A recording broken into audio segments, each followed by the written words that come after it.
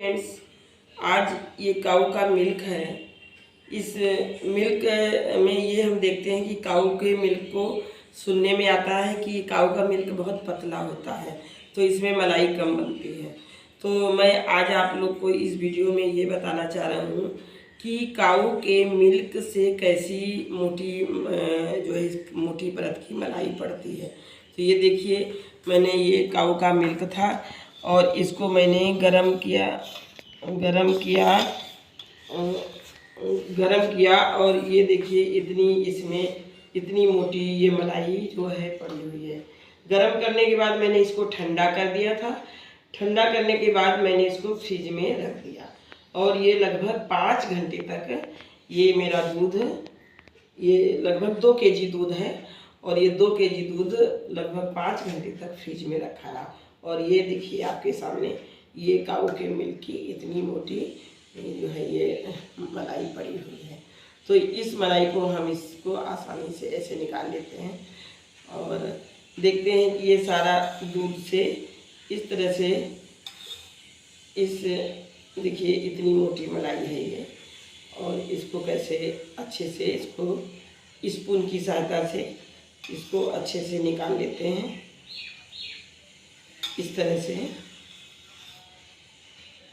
से अब ये मेरा काऊ का मिल्क ये इसमें है, ये बच गया है। इसको हम बाद में छन्नी से छान भी लेते हैं तो और जो मलाई होती है वो निकल आती है। इसके बाद इस दूध को हम पीने के और चाय के मेकिंग में काम ले लेते हैं। अब इस दूध को हम इधर रख देते हैं। अब देखते हैं कि किस तरह से इसकी ये मेरी मलाई है और इस मलाई को मैं इस बड़े बर्तन में इस स्पून की सहायता से मैं डाल लेती हूँ।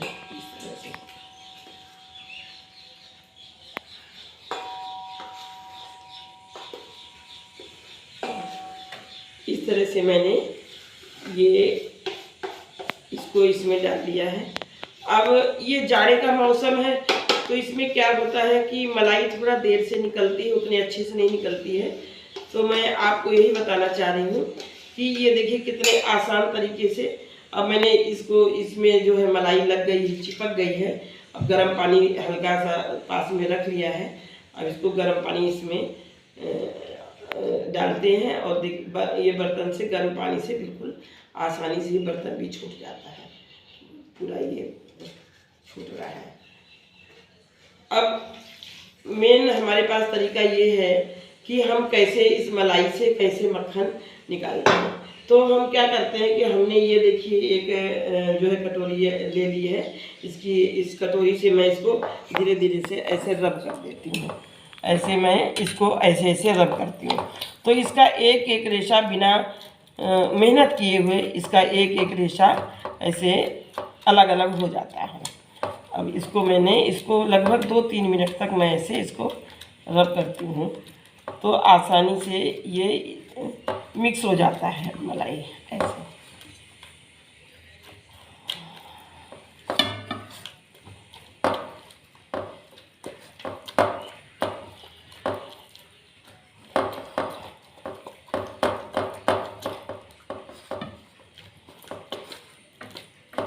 इस तरह से हम बस लगभग 3 मिनट तक मथते हैं।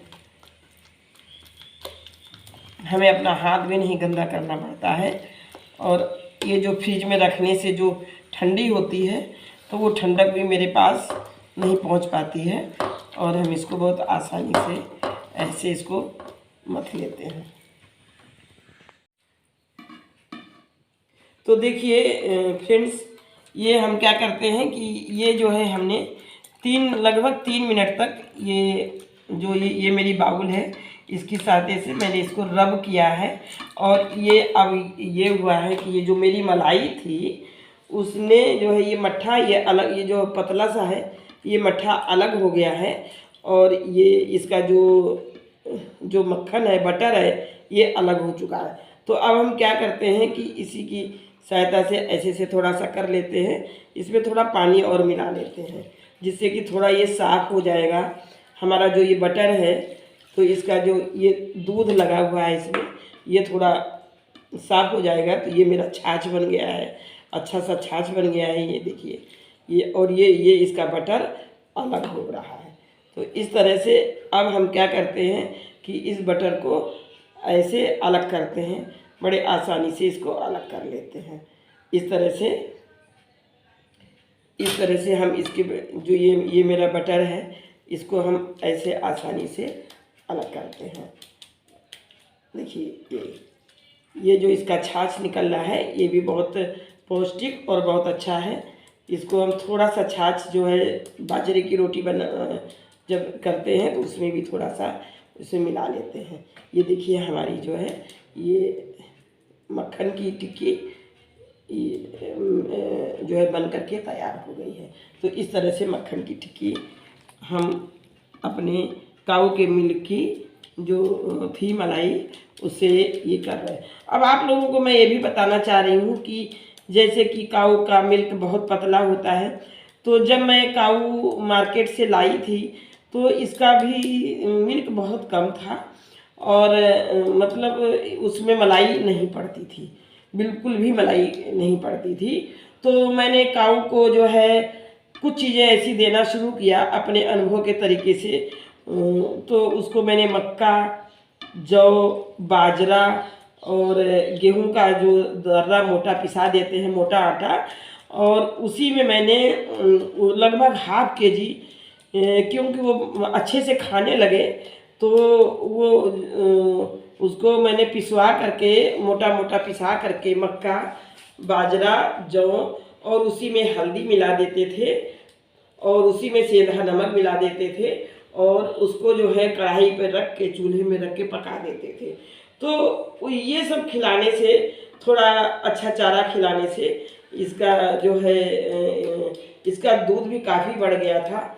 पहले तो ये जब मेरे घर आई थी तो लगभग ½ kg दूध सुबह दे रही थी, ½ kg शाम को दे रही थी। फिर 15 डेज तक जो है हम लोग डिसअपॉइंटमेंट हो गए कि भाई ये तो जो है गाय में हम ठग गए हैं।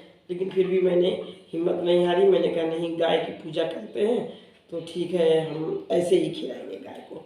और फिर हम काऊ को अपना इसी तरह खिलाते रहे और उसको हमने ये अनाज में सेंधा नमक में गुड़ मिला करके दिया। तो अब ये देखिए आप लोगों के सामने ये मेरे काऊ का जो मिल्क है उसमें इतना अच्छा, ये लगभग 4 दिन की मलाई है और 4 दिन की मलाई में ये इतना सारा ये मक्खन, ये जो बटर है इतना सारा जो है प्रिपेयर हो रहा है।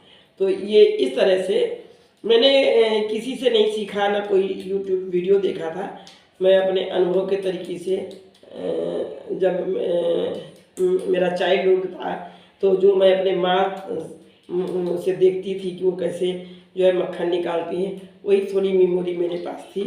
तो उसी से मैंने ये सब करना सीखा है और मैं इस तरह से बहुत ही आसान तरीके से इस तरह से ये देखिए मक्खन निकल रहा है। हेलो फ्रेंड्स, अब हमने क्या किया है कि ये देखिए ये मेरा मट्ठा है, छाछ है, जो कि ये मक्खन इतना निकला हुआ रखा है और ये मैंने कढ़ाई रखी है। अब हम इस मक्खन को इस तरह से थोड़ा सा मैंने ये कोल्ड वाटर ले लिया है, इसमें से धुलते जाएंगे। जो भी इसमें मट्ठा और लगा हुआ है ये अच्छे से धुल जाएगा, ऐसे धुलते जाएंगे। और इसको अब हम ये देखिए मैंने स्टील की कढ़ाई रख ली है, क्योंकि एल्युमिनियम का बर्तन अच्छा नहीं होता है, तो मैं स्टील की कढ़ाई में ये टिक्की मैं रखती जा रही हूँ और इसको मैं अभी फ्लेम पे चढ़ाऊँगी। अब ये देखिए मैं टिक्की में इस तरह से इसको धुल करके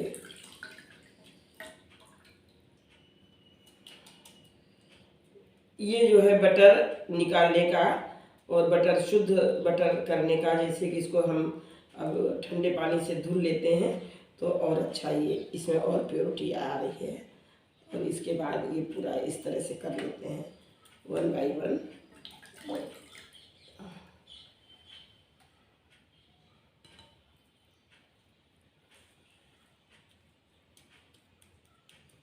इस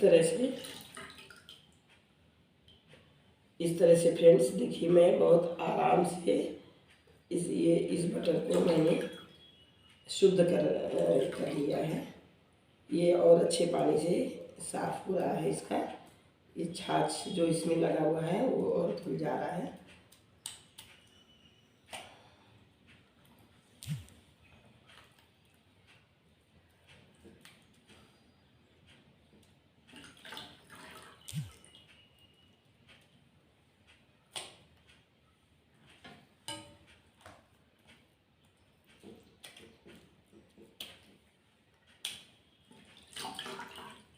देखिए सारा छाछ इससे अच्छे से धुल जा रहा है और ये मलाई का वो है तो ये आ जा रहा है।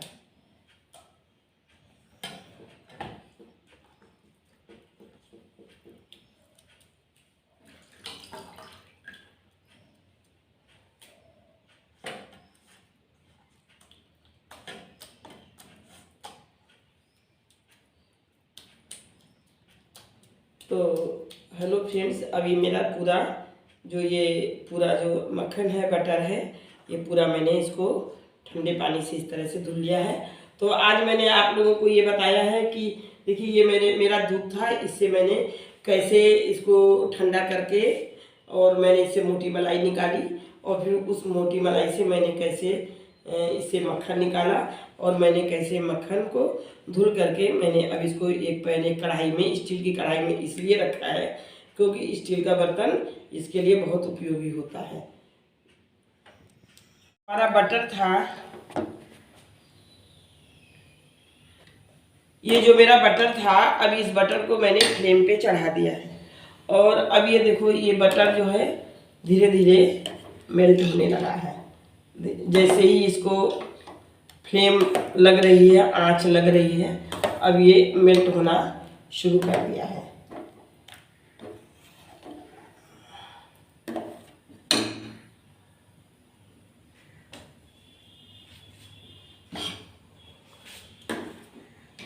और ये चूंकि हमारी स्टील की कढ़ाई है तो स्टील की कढ़ाई में ये नीचे नहीं लगने पाए, इसलिए हमको इसको थोड़ा चलाना पड़ता है। तो इसको ऐसे हम धीरे धीरे इसको मूव करते रहते हैं और जब ये बटर जब ये मेल्ट हो जाता है, पिघलता है, तो ये थोड़ा बढ़ जाता है। अभी खौलेगा, बॉयल करेगा तो ये ऊपर तक मतलब बढ़ने लगेगा, ऊपर तक खौलने लगेगा। तो हमें थोड़ा बटर मतलब इस कढ़ाई में थोड़ा बटर मतलब हाफ ही रखना चाहिए, ज़्यादा नहीं डालना चाहिए।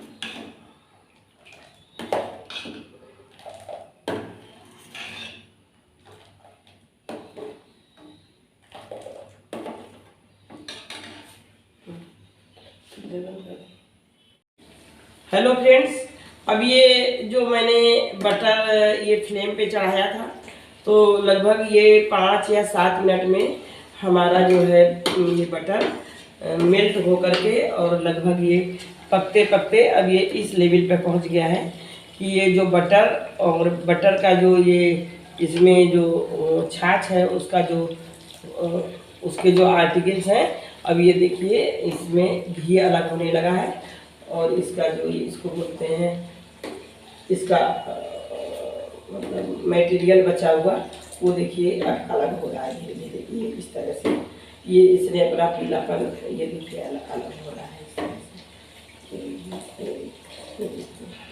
ये इस बस मतलब लगभग 2-3 मिनट में ही ये क्या होगा कि बिल्कुल बटर अपना जो बटर है बटर मेल्ट हो जाएगा और ये घी अलग हो जाएगा और इसका जो उसका खुज्जा है वो अलग हो जाएगा। तो आज हम इस रेसिपी में आपको ये भी बताएंगे कि ये हमारा बटर एक ही है और एक ही बटर से हम 2 बार इससे कैसे मक्खन निकालते हैं। तो देखिए एक बार तो ये मैं मक्खन निकाल रही हूँ और इसी जो इसका बचा हुआ जो ये वेस्ट मटेरियल है इससे मैं दूसरी बार भी जो है आपको घी निकाल के दिखाऊंगी। तो हम एक ही बटर से 2 बार कैसे घी निकालते हैं।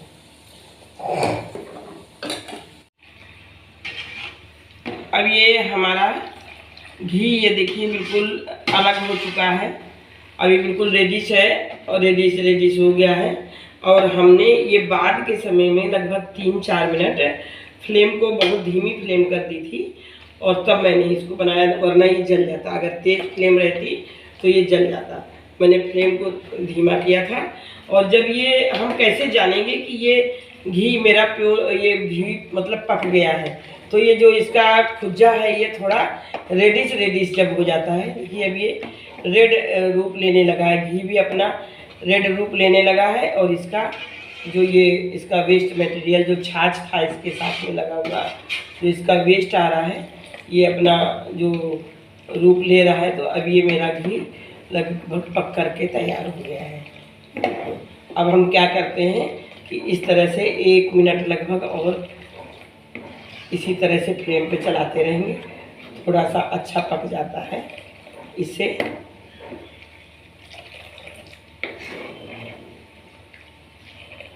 अब आज फ्रेंड्स हम इसी जो है ये जो इसका छाछ का जो बचा हुआ ये जो मटेरियल है, इसी से मैं दूसरी बार भी आपको इससे घी निकलता है, क्योंकि लोग इसको फेंक देते हैं फिर या इसका यूज नहीं करते हैं, तो इससे दूसरी बार भी घी निकलता है। इस तरह से हमने ये जो है ये मेरा घी अब फुल रेडी हो गया है, फुल तरीके से ये रेडी है। और ये देखिए ये मेरा घी बन करके प्रिपेयर्ड हो गया है। तो आज लगभग ये मेरा 1 kg घी होगा, लगभग थोड़ा ही कम होगा, अगर कम होगा तो ये लगभग आज मेरा 1 kg घी प्रिपेयर्ड हो चुका है। हेलो फ्रेंड्स, तो इस तरीके से आज इस वीडियो में दूध में मतलब गाय के दूध में कैसे मोटी मलाई पड़ती है। गाय के दूध को फ्रिज में 4-5 घंटे के लिए ठंडा करके रख देते हैं, तो उसमें अच्छी मलाई पड़ जाती है। फिर मलाई को निकाल करके फिर हम अलग एक पॉट में रखते जाते हैं और 4 या 5 दिन जब हो जाते हैं तो हम और उसी में हम क्या करते हैं कर्ड भी मिला देते हैं, तो उससे हमारा जो छाछ तैयार होता है वो भी बहुत अच्छा हो जाता है। तो इस तरीके से देखिए ये मेरा प्योर शुद्ध काऊ घी प्रिपेयर्ड हो चुका है। तो ये देखिए मेरा शुद्ध देसी घी प्रिपेयर्ड हो गया है। अब इसको हम इससे ऐसे रख करके छान लेते हैं घी को।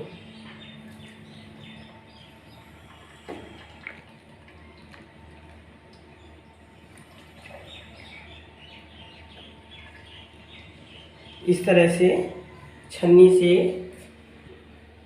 तो ये क्या है कि शुद्ध घी अलग हो जाएगा और जो छाछ का बचा हुआ वेस्ट मटेरियल है वो अलग हो जाएगा। इस तरह से